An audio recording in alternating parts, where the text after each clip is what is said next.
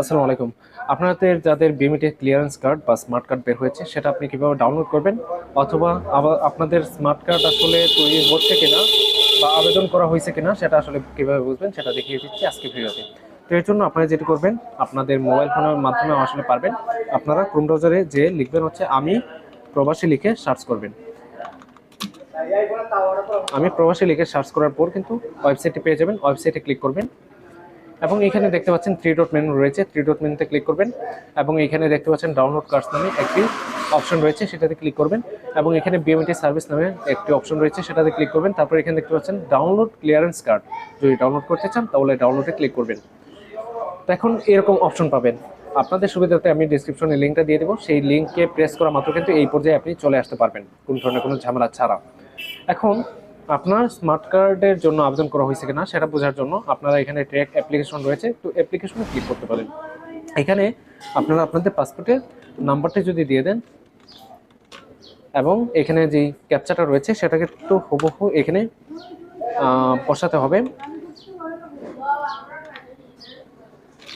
যদি আপনি ক্যাপচাটা বুঝতে না পারেন সেই ক্ষেত্রে আসলে রিফ্রেশে ক্লিক করলে কিন্তু আসলে এটা পরিবর্তন হবে, অর্থাৎ অন্য একটা ক্যাপচা চলে আসবে যদি আপনি ক্যাপচাটা বুঝতে না পারেন।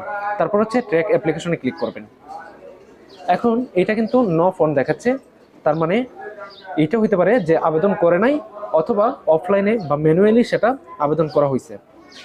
এখন আপনি যদি জানতে চান যে আপনার ক্লিয়ারেন্স কার্ডটা আসলে তৈরি হইল কিনা সেটা বোঝার জন্য আপনারা বিএমইটি স্মার্ট কার্ড এটাতে ক্লিক করবেন এবং হচ্ছে এখানে পাসপোর্ট নাম্বার যেটা রয়েছে এখানে পাসপোর্ট নাম্বারটা দিয়ে দেবেন।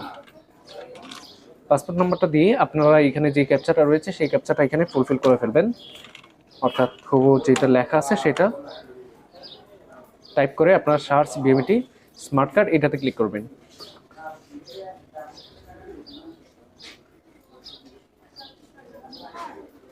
এটাতে ক্লিক করার পর দেখতে পাচ্ছেন স্মার্ট কার্ড বা ক্লিয়ারেন্স কার্ডটা কিন্তু তৈরি হয়ে গেছে। এখন এখানে অপশন রয়েছে, ডাউনলোডের অপশন রয়েছে এবং হচ্ছে প্রিন্টের অপশন রয়েছে। আপনার ক্ষেত্রে যেটা প্রযোজ্য, অর্থাৎ আপনি যদি প্রিন্ট আউট করতে চান কম্পিউটার থেকে, যদি আপনি প্রিন্ট আউট করতে চান তাহলে প্রিন্টে ক্লিক করবেন, ডাউনলোডে ক্লিক করবেন যদি আপনি ডাউনলোড করে সংরক্ষণ করতে চান। তো আপনি এটাতে ক্লিক করবেন এবং ডাউনলোড করে ফেলবেন আর কি। এভাবে আসলে আপনি আপনার স্মার্ট কার্ডটি ডাউনলোড করে ফেলতে পারবেন। এখন আমার এটা ট্র্যাক অ্যাপ্লিকেশনে দেখাইলো না, কিন্তু আমি আসলে ডাউনলোড করতে পারছি। এইটা বোঝানোর জন্য যে এটা আসলে ম্যানুয়াল হয়েছে নাকি অনলাইনে হয়েছে সেটা যদি আমি আপনাদেরকে একটু দেখাই তাহলে দেখতে পাচ্ছেন A153550, অর্থাৎ পাসপোর্ট নাম্বারটা দিয়ে এলাম আমি এবং হচ্ছে এখানে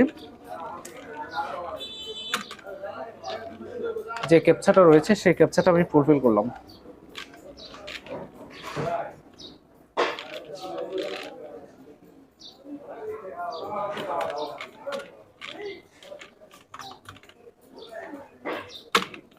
ক্যাপচাটা ফুলফিল করে যদি আমি ভেরিফাই বিএমইটি স্মার্ট কার্ড এটাতে ক্লিক করি,